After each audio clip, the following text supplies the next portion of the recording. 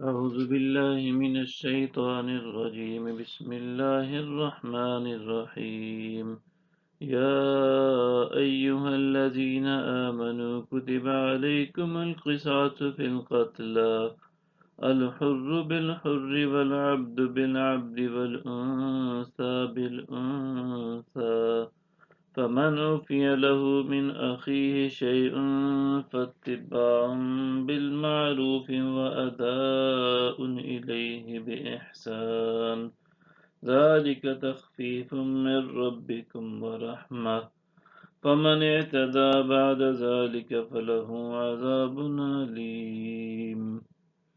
اے ایمان والو، تم پر ان کے خون کا بدلہ فرض کیا گیا ہے جو ناحق قتل کیے جائیں، آزاد کے بدلے آزاد اور غلام کے بدلے غلام اور عورت کے بدلے عورت۔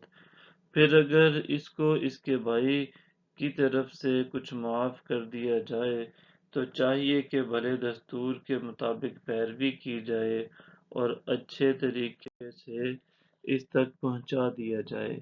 یہ تمہارے رب کی طرف سے رعایت اور مہربانی ہے، پس جو کوئی اس کے بعد زیادتی کرے تو اس کے لیے دردناک عذاب ہے۔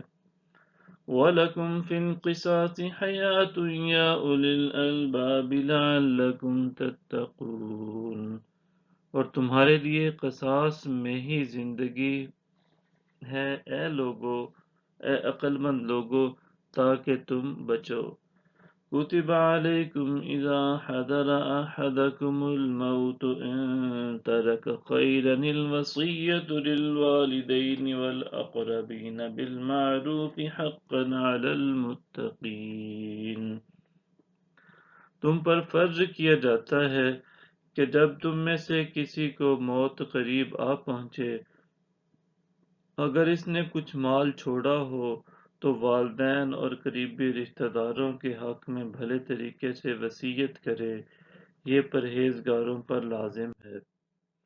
فَمَن بَدَّلَهُ بَعْدَمَا سَمِعَهُ فَإِنَّمَا إِثْمُهُ عَلَى الَّذِينَ يُبَدِّلُونَهُ إِنَّ اللَّهَ سَمِيعٌ عَلِيمٌ۔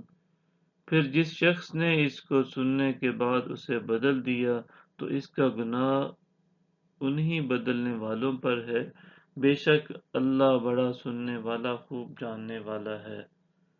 فَمَنْ خَافَ مِن مُّوصٍ جَنَفًا أَوْ إِثْمًا فَأَصْلَحَ بَيْنَهُمْ فَلَا إِثْمَ عَلَيْهِ إِنَّ اللَّهَ غَفُورٌ رَّحِيمٌ۔